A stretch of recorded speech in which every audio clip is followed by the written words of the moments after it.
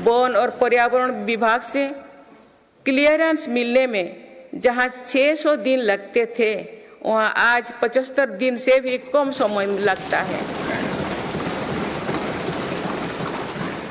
Faceless assessment योजना से tax व्यवस्था में और पारदर्शिता आई है। माननीय सदस्यगण, हमारे एमएसएमई सेक्टर को भी रिफॉर्म्स का बहुत अधिक लाभ हो रहा है।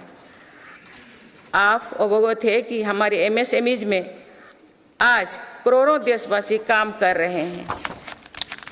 एमएसएमईज और लघु उद्यमियों को सशक्त करने के लिए मेरी सरकार पूरी प्रतिबद्धता से काम कर रही है। एमएसएमई की परिभाषा का विस्तार किया गया है। नई परिभाषा में निवेश और टर्नओवर को समाहित किया गया है। आज उद्यम और उद्यम आशिष्ट पोर्टल पर लगभग 3.5 करोड़ एमएसएमई रजिस्टर्ड है।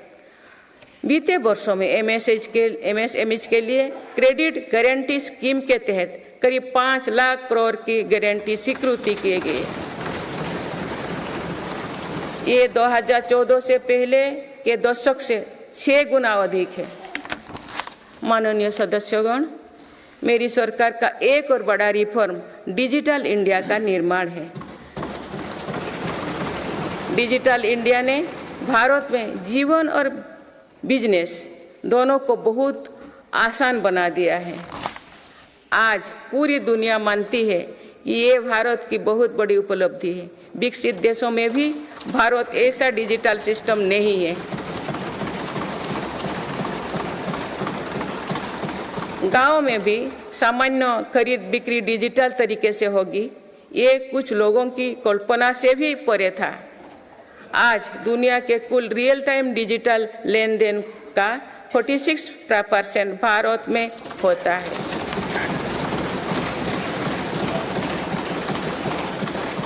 पिछले महीने यूपीआई से रिकॉर्ड 1200 करोड़ ट्रांजैक्शन हुई है। इसके तहत 18 लाख करोड़ रुपया का रिकॉर्ड लेन देन हुआ है। दुनिया के दूसरे देश भी आज यूपीआई से ट्रांजैक्शन की सुविधा दे रही है। डिजिटल इंडिया के कारण बैंकिंग आसान हुई है और लेन देन भी सरल हुआ है। जनधन आधार मोबाइल की त्रिशक्ति से भ्रष्टाचार पर लगाम लगने में मदद मिली है। मेरी सरकार अब तक 34 लाख करोड़ रुपया डीबीटी से ट्रांसफर कर चुके हैं।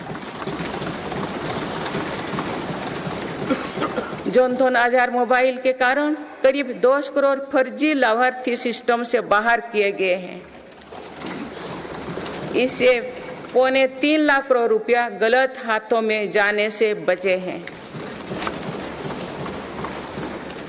डिजी लॉकर की सुविधा भी जीवन को आसान बना रही है। इसमें अभी तक यूजर्स के 6 बिलियन से ज़्यादा डॉक्यूमेंट्स जारी हुई है। आयुष्मान भारत हेल्थ अकाउंट के तहत लगभग 53 करोड़ लोगों की डिजिटल हेल्थ आईडी बन चुकी है।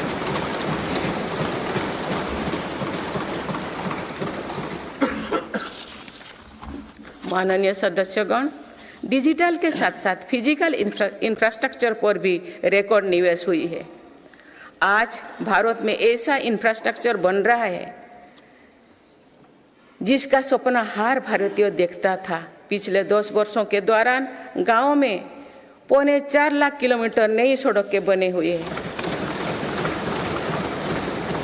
नेशनल हाईवे की लंबाई 90,000 किलोमीटर से बढ़कर 1,40,000 किलोमीटर हुई है। 4 लेन नेशनल हाईवे की लंबाई 2.5 गुना बढ़ी है। हाई स्पीड कॉरिडोर की लंबाई 500 किलोमीटर थी, जो आज 4,000 किलोमीटर है। एयरपोर्ट की संख्या 74 से 2 गुना बढ़कर 149 हो चुकी है। देश के बड़े बंदरगाह पर कार्गो हैंडलिंग कैपेसिटी 2 गुना हो गई है। ब्रॉडबैंड इस्तेमाल करने वालों की संख्या में 14 गुना बढ़ोतरी हुई है।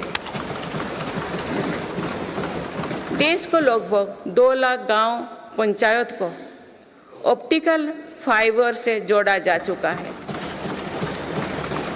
4 लाख से अधिक कॉमन सर्विस सेंटर भी खुले हैं जो रोजगार का बड़ा माध्यम बने हैं। देश में 10,000 किलोमीटर गैस पाइपलाइन भी बढ़ाई गई है।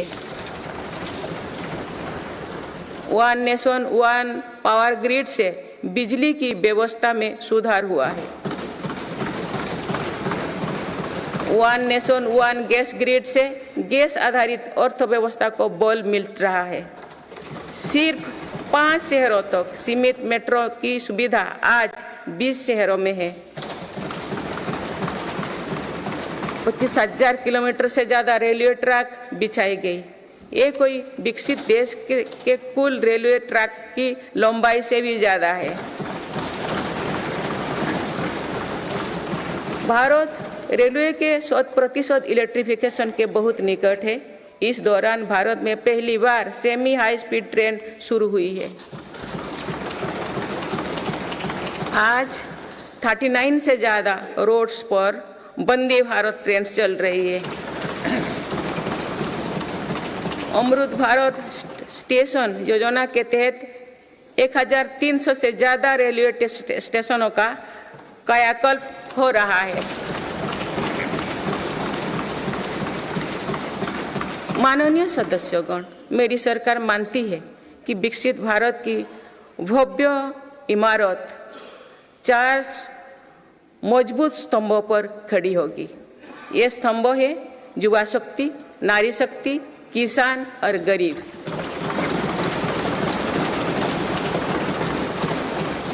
देश के हर हिस्से, हर समाज में इन सभी की स्थिति और सपने एक जैसे ही है। इसीलिए इन 4 स्तंभों को